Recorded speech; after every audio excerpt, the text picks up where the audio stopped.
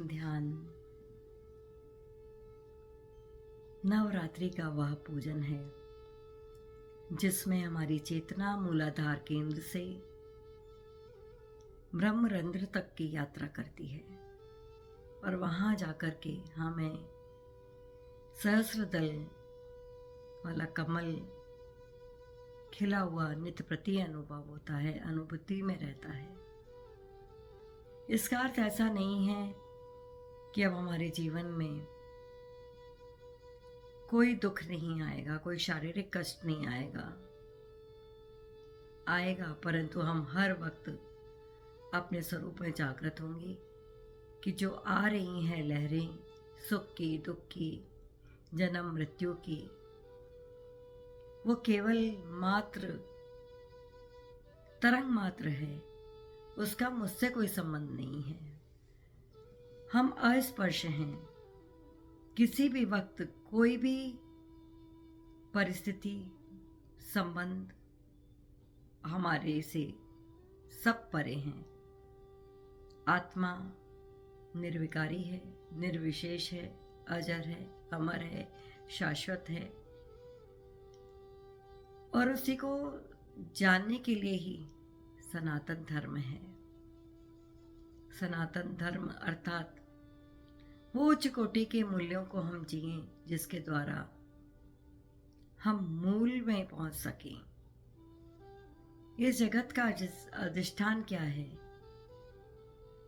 उसको पहचान सकें और वह सर्वप्रथम मुझे अपने भीतर पहचानना है, क्योंकि जब तक स्वयं की पहचान नहीं है तब तक हम कुछ नहीं जान सकते।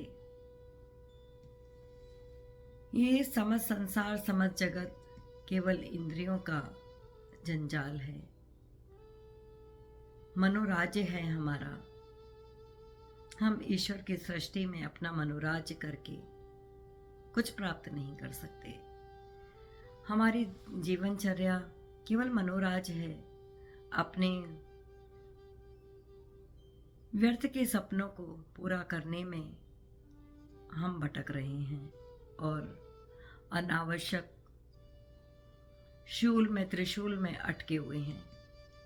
आदि भौतिक, आदि दैविक और आध्यात्मिक ताप हमें नित्य प्रति हैरान परेशान करते हैं। हम तप रहे हैं 3 तापों से। हमें स्वस्थ होना है तो हम केवल शारीरिक रूप से नहीं, सर्वप्रथम हमारा मन स्वस्थ होना चाहिए और स्वस्थ का अर्थ है अपने स्वस्वरूप में स्थित होना। जो रोग आते हैं, कष्ट आते हैं, वो तो शरीर में आते हैं। हम मन उनका भोक्ता बनता है, परंतु जब हम सत्य को उपलब्ध हो जाते हैं तब हम जानते हैं कि जो स्थूल शरीर सूक्ष्म शरीर में आ रहा है वह तो अविद्या जनित है। जब हम ज्ञान में जागृत होकर देखते हैं तो उसका कोई भी अस्तित्व अपने हम में नहीं है। जैसे हम सोते वक्त एक सपना देखते हैं और उसी वक्त हमें नींद से जगा दिया जाए तो वो सपना कहाँ लुप्त हो जाता है। लेकिन जब हम स्वप्न देख रहे थे तब वह हमें सत्य लगता है और जागते ही वह कहाँ चला जाता है। हमारी ही चेतना में उठा हुआ वह स्वप्न जो सत्य भास रहा था वह मिथ्या हो गया, कहीं उसका अस्तित्व नहीं रहा। ठीक उसी प्रकार से ध्यान हमें जगाता है। ध्यान हमें अपने उस स्वरूप में ले जाता है, उस स्वरूप की झलक देता रहता है जहाँ पर निद्रा नहीं है, जहाँ सिवा परमात्मा के कुछ नहीं है। और उसी स्थिति का नाम शिव है। ब्रह्मा, विष्णु, महेश, ये तीनों हमारे भीतर हैं और इनसे जुड़ी हुई वह शक्तियाँ भी हमारे भीतर हैं। हमें पहचानना है और इस जीवन का पूर्ण लाभ ले लेना है। पूर्ण लाभ का नाम ही मोक्ष है, क्योंकि मोक्ष है अत्यांतिक दुखों से निवृत्ति, अर्थात अब आवागमन समाप्त हो गया। हम अपने ही भीतर उस परम को जानकर अभी के अभी मुक्त हैं। वहाँ शरीर कोई बाधा नहीं है, मन बाधा नहीं है। आदि व्याधि उपाधि भले ही बने रहें, अब वो हमारे उस अस्तित्व को छू नहीं पाते। जय श्री कृष्ण। तो हमें निश्चित करना है कि ध्यान कितना सुंदर है। सत्यम शिवम सुंदरम की एक यात्रा है, अनंत की यात्रा है, कैलाश मानसरोवर पर पहुंचने की यात्रा है। उसे हमें ये जीवन रहते करना है। आप कितने भी व्यस्त हों, लेकिन आप चिंतन मनन तो करते ही हैं। तो पहले श्रवण करना, श्रवण क्या करना, तो सत्य का श्रवण करें, शास्त्रों का श्रवण करें।